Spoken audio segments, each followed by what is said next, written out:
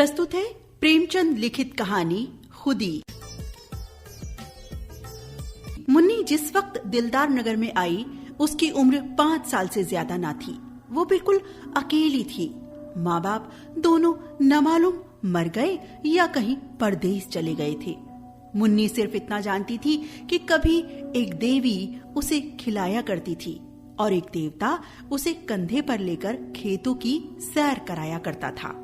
पर वो इन बातों का जिक्र कुछ इस तरह करती थी जैसे उसने सपना देखा हो। सपना था या सच्ची घटना, इसका उसे ज्ञान न था। जब कोई पूछता तेरे माँ बाप कहाँ गए, तो वो बेचारी कोई जवाब देने के बजाय रोने लगती और यूं ही उन सवालों को टालने के लिए एक तरफ हाथ उठाकर कहती ऊपर, कभी आसमान की तरफ देखकर कहती वहां। इस ऊपर और वहां से उसका क्या मतलब था ये किसी को मालूम ना होता। शायद मुन्नी को भी खुद ये मालूम ना था। बस एक दिन लोगों ने उसे एक पेड़ के नीचे खेलते देखा और इससे ज्यादा उसकी बाबत किसी को कुछ ना पता था।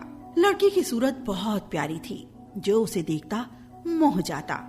उसे खाने पीने की कुछ फिक्र ना रहती, जो कोई बुलाकर कुछ दे देता वही खा लेती और फिर खेलने लगती। शक्ल सूरत से वो किसी अच्छे घर की लड़की मालूम होती थी। गरीब से गरीब घर में भी उसके खाने को 2 कौर और सोने के लिए एक टाट के टुकड़े की कमी न थी। वो सबकी थी, उसका कोई न था। इसी तरह कुछ दिन बीत गए। मुन्नी अब कुछ काम करने के काबिल हो गई। कोई कहता जरा जाकर तालाब से कपड़े तो धो ला। मुन्नी बिना कुछ कहे सुने कपड़े लेकर चली जाती। लेकिन रास्ते में कोई बुलाकर कहता बेटी कुएं से 2 घड़े पानी तो खींच ला, तो वो कपड़े वहीं रखकर घड़े लेकर कुएं की तरफ चल देती। जरा खेत से जाकर थोड़ा साग तो ले आ, और मुन्नी वहीं घड़े रखकर साग लेने चली जाती। पानी के इंतजार में बैठी हुई औरत उसकी राह देखते देखते थक जाती। कुएं पर जाकर देखती है तो घड़े रखे हुए हैं। वो मुन्नी को गालियां देती हुई कहती आज से इस कलमुही को कुछ खाने को ना दूंगी। कपड़े के इंतजार में बैठी हुई औरत उसकी राह देखते देखते थक जाती और गुस्से में तालाब की तरफ जाती तो कपड़े वहीं पड़े हुए मिलते। तब वो भी उसे गालियां देकर कहती आज से इसको कुछ खाने को ना दूंगी। इस तरह मुन्नी को कभी कभी कुछ खाने को न भी मिलता था और तब उसे बचपन याद आता, जब वो कुछ काम न करती थी और लोग उसे बुलाकर खाना खिला देते थे। वो सोचती किसका काम करूं किसका ना करूं। जिसे जवाब दूं वही नाराज हो जाएगा। मेरा अपना कौन है, मैं तो सबकी हूं। उस गरीब को ये ना मालूम था कि जो सबका होता है वो किसी का नहीं होता। वो दिन कितने ही अच्छे थे जब उसे खाने पीने की और किसी की खुशी या नाखुशी की परवाह न थी। दुर्भाग्य में भी बचपन का वो समय चैन से था। कुछ दिन और बीते।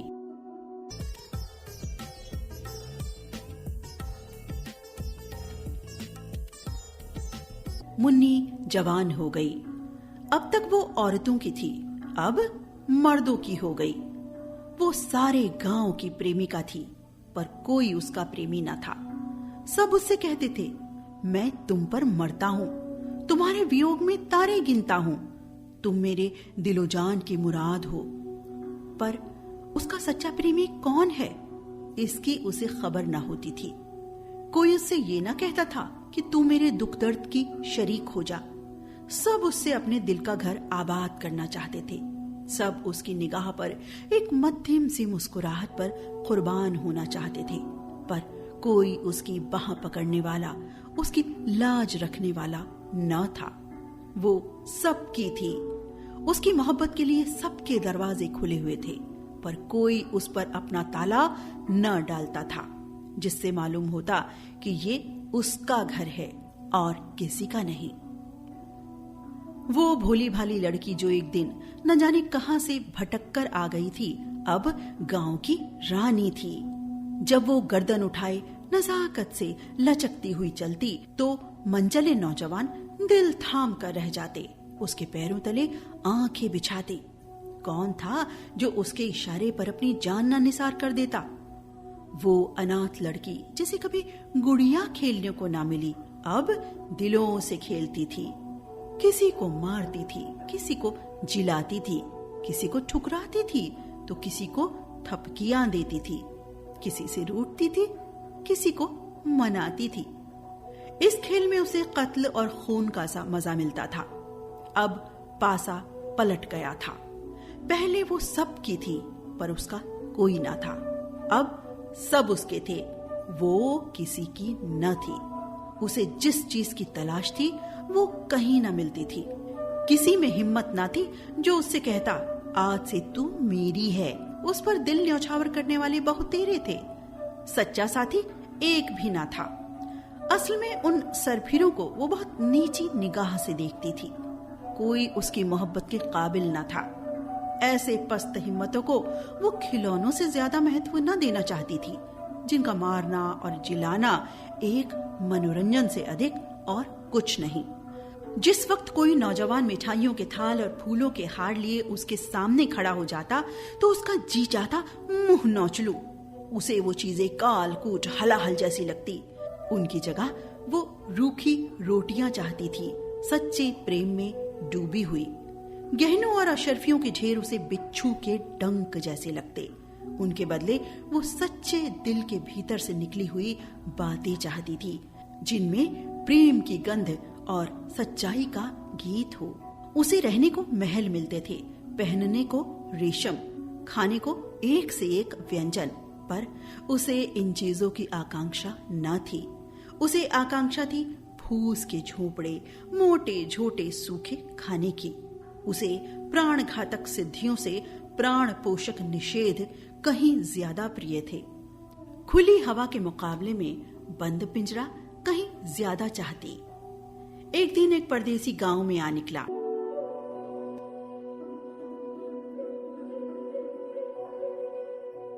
बहुत ही कमजोर दीनहीन आदमी था। एक पेड़ के नीचे सत्तू खाकर लेटा। एकाएक मुन्नी उधर से जा निकली। मुसाफिर को देखकर बोली, कहाँ जाओगे? मुसाफिर ने बेरुखी से जवाब दिया, जहन्नुम। मुन्नी ने मुस्कुराकर कहा, क्यों? क्या इस दुनिया में जगह नहीं है? औरों के लिए होगी, मेरे लिए नहीं। दिल पर कोई चोट लगी है? मुसाफिर ने जहरीली हंसी हंसकर कहा, बदनसीबों की तकदीर में और क्या है, रोना धोना और डूब मरना, यही उनकी जिंदगी का खुलासा है। पहली 2 मंजिल तय कर चुका, अब तीसरी मंजिल और बाकी है। कोई दिन वो भी पूरी हो जाएगी, ईश्वर ने चाहा तो बहुत जल्द।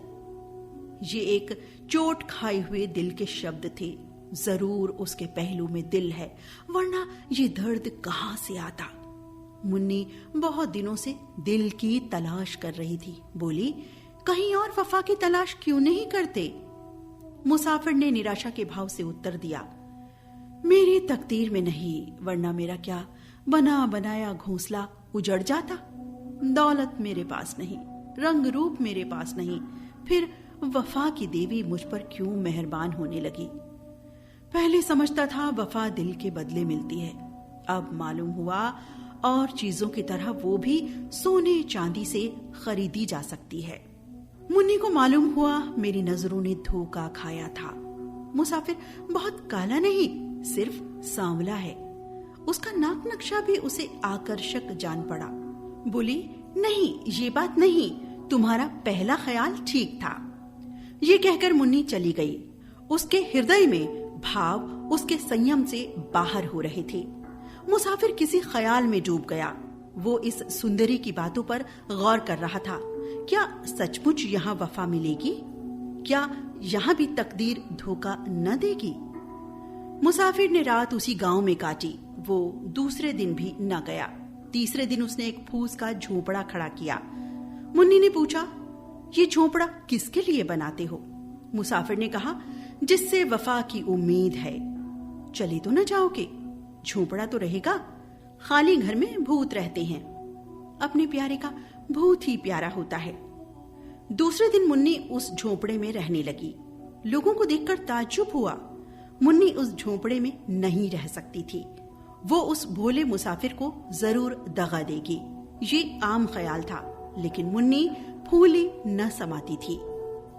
वो न कभी इतनी सुंदर दिखाई पड़ी, न कभी इतनी खुश। उसे एक आदमी ऐसा मिल गया था जिसके पहलू में दिल था। लेकिन मुसाफिर को दूसरे दिन ये चिंता हुई कि कहीं यहाँ भी वही अभागा दिन न देखना पड़े।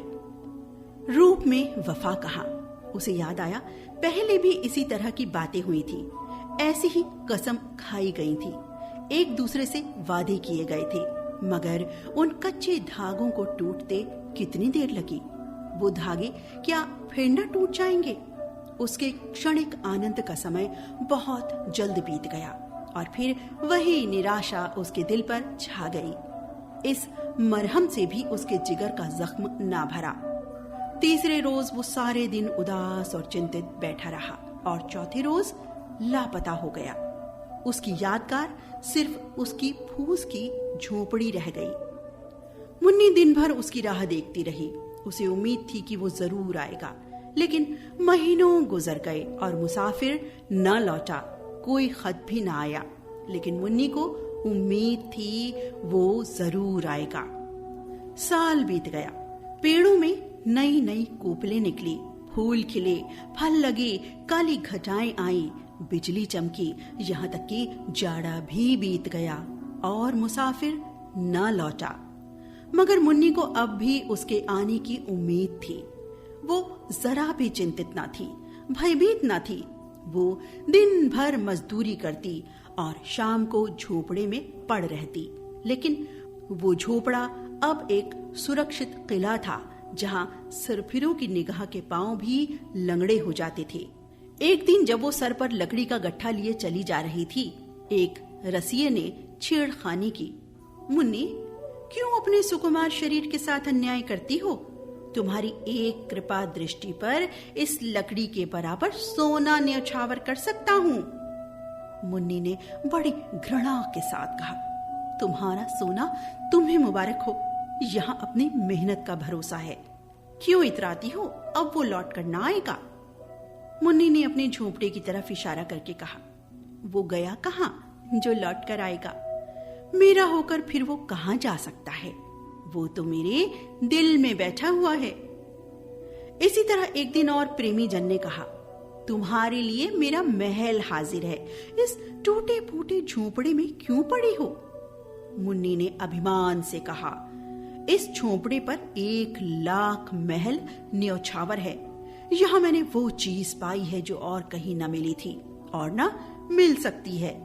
ये झोपड़ा नहीं है, मेरे प्यारे का दिल है। इस झोपड़े में मुन्नी ने 70 साल काटे। मरने के दिन तक उस मुसाफिर के लौटने की उम्मीद थी। उसकी आखिरी निगाहें दरवाजे की तरफ लगी हुई थी। उसके खरीदारों में कुछ तो मर गए, कुछ जिंदा हैं। मगर जिस दिन से वो एक की हो गई, उसी दिन से उसके चेहरे पर दीप्ति दिखाई पड़ी, जिसकी तरफ ताकते ही वासना की आंखें अंधी हो जाती। खुदी जब जाग जाती है तो दिल की कमजोरियां उसके पास आने से डरती हैं।